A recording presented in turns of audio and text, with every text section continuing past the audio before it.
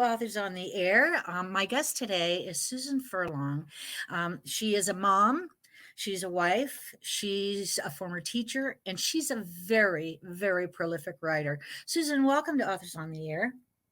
Thank you, Pam. I appreciate being here. I'm so impressed with your bio, your list of writing. Now, the new book is called The Killer's Wife. This is a thriller, and this releases in 7 days. So next Tuesday, it officially releases. So please go to your favorite bookseller and go to Amazon if you have to, especially during Prime Days, and get Susan Furlong's book. It's Furlong, Susan. And the book is called The Killer's Wife. Let's talk first a little bit about this book because I want to discuss all your writing since you have such a variety of things and topics that you enjoy. Tell us about The Killer's Wife. The Killer's Wife is, it's a little bit, I guess I would call it if you took Unsolved Mysteries, if you remember the old documentary that was on the air on television, and you mixed it with Gone Girl and a little bit of Psycho. It's those three things mixed up. So it's a very dynamic novel. Give us a little bit of information about the story itself. Well, it starts off with a young woman who is just released from prison. She was married, and her husband, he's been dubbed a serial killer. So she's known as the wife of a serial killer. He's disappeared, but she was charged with accessory for his crimes, and she served time in prison. Now she's out on parole. She's returned home to her community. The crimes of her husband were so sensational that they created a cult following, and it was featured on a documentary film called Strange Murders. There are a lot of people who would like to solve this crime and figure out where her husband, the hatchet murderer, is hiding. So she's returned home and she's trying to make a new life for herself. Meanwhile, in Chicago, there is a police officer who's obsessed with true crime and true crime shows, and he's become particularly obsessed with this episode titled The Hatchet Killer. So he leaves his job and he moves out to Montana to where her home is, where she's going to be serving parole. And he works his way into parole there in Montana so that he can be her parole officer. And it goes from there. I have to tell you, it sounds kind of creepy itself, Somebody who's changing up his life and going and stalking this woman, essentially. So that's an interesting little twist. When I was reading about you, I noticed that not only do you write thrillers and they're very highly regarded, your readers seem to really enjoy them by the reviews, but you also write cozies and you also write romantic suspense. How do you separate each of those genres when you sit down to write? Mm.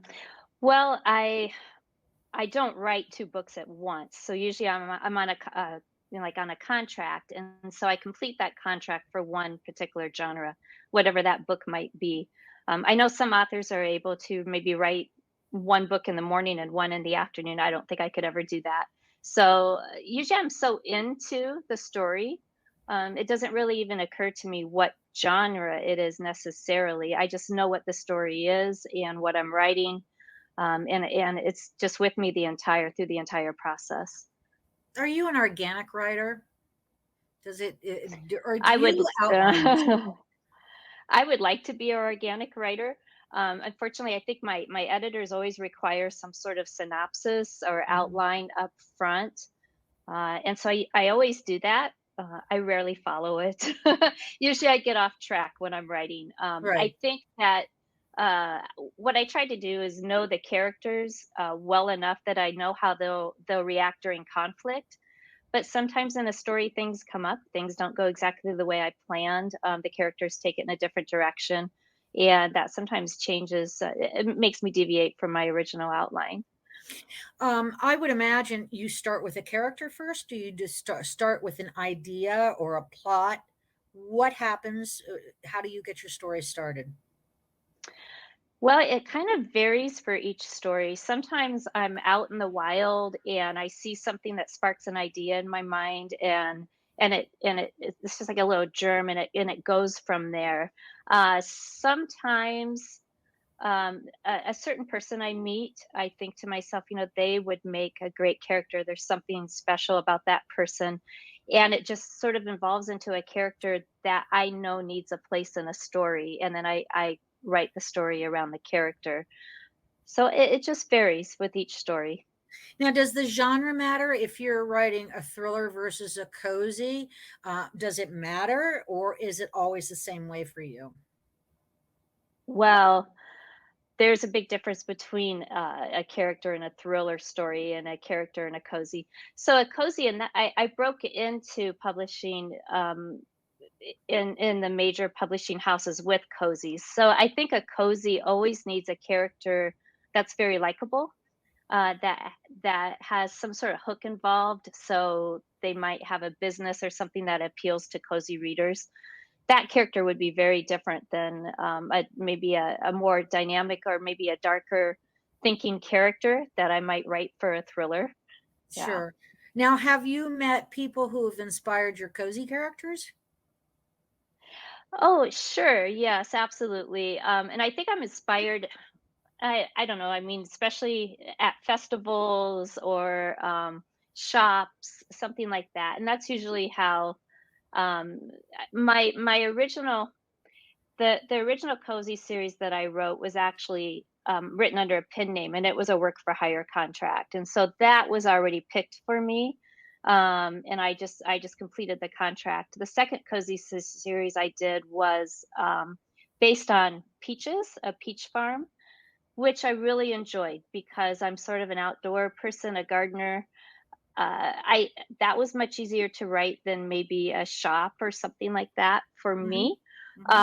And so I really enjoyed learning about the entire peach industry, and I went to Georgia and learned all about it, and it was really fun. It was a fun ride.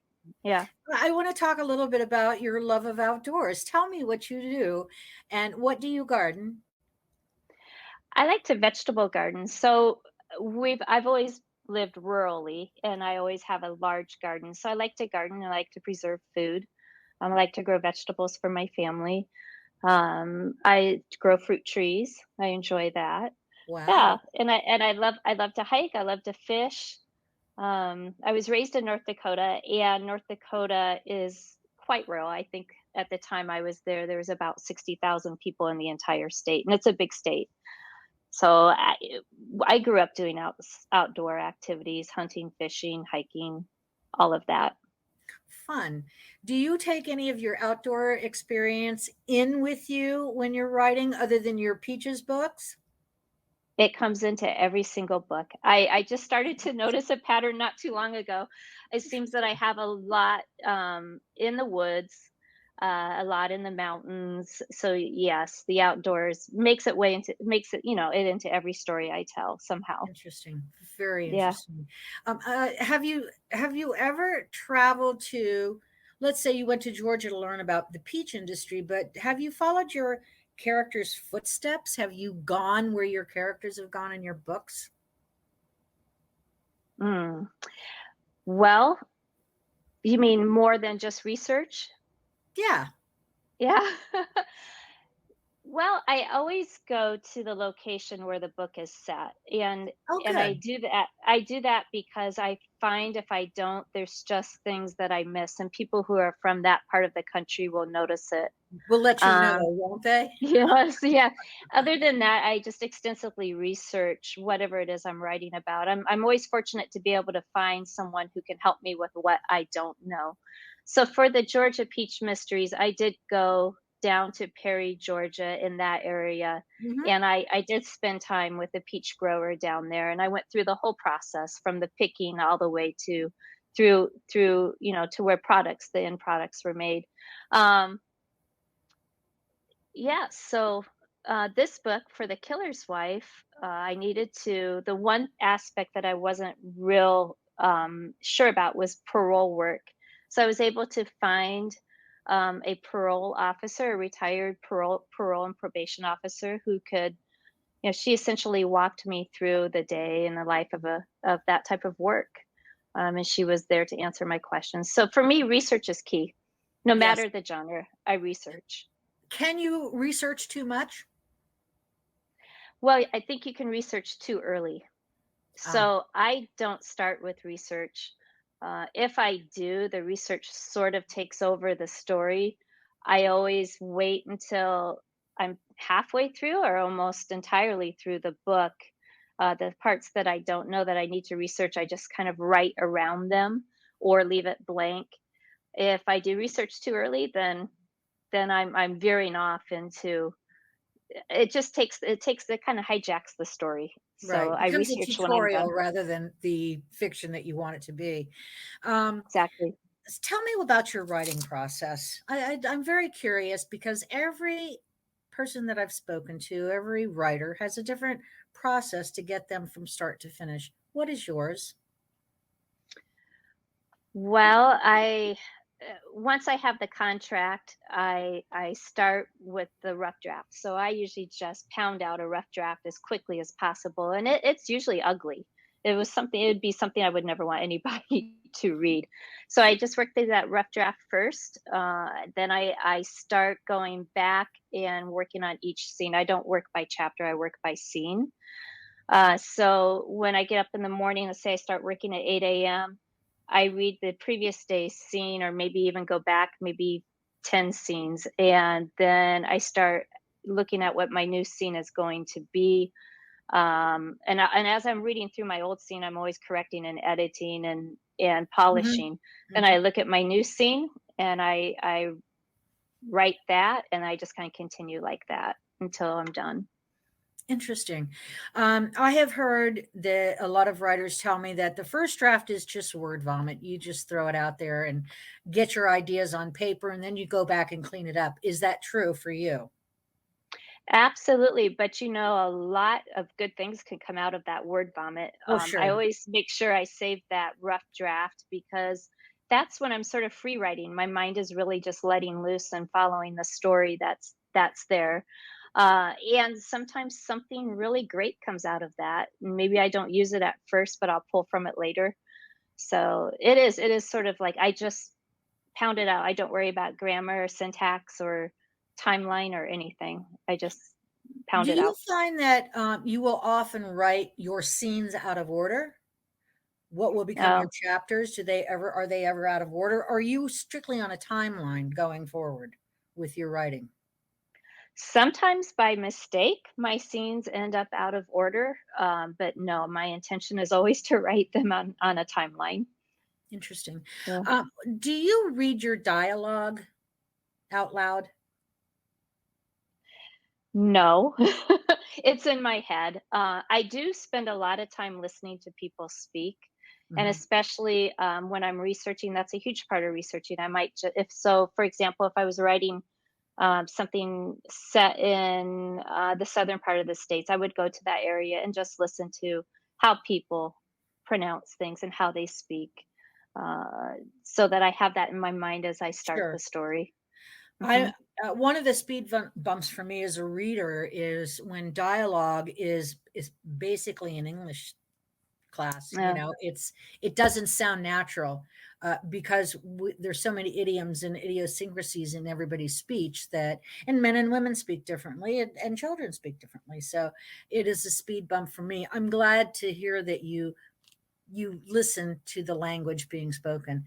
That says a lot about you as a writer, because those things can throw me out of a book pretty fast. I So, agree. Yeah. do you like to read yourself? And if so, what do you like to read? I read a lot of different things. I love to read. I always have 2 or 3 books going. I am just halfway through, A Killing in the Mountain. It's Julia Keller. It's set in Appalachia. I love to read, stories set in Appalachia. I'm fascinated with that part of the country. I'm reading, a cozy mystery that I'm getting ready to endorse.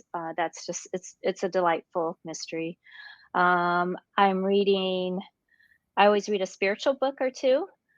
I like to read biographies. I'm reading a true crime book right now based on, Well, it's called How to Solve a Crime, and so it's sort of the procedural aspect of true crime. And so those are the books I'm reading so right now. I'm going to have to introduce you to Now Appalachia, which is hosted by Elliot Parker. It's in the same network I'm in. And then The Cozy Corner, which is hosted by, these are all authors, Alexia Gordon, who herself is a cozy writer. And she hosts that show. And then we have a true crime show too.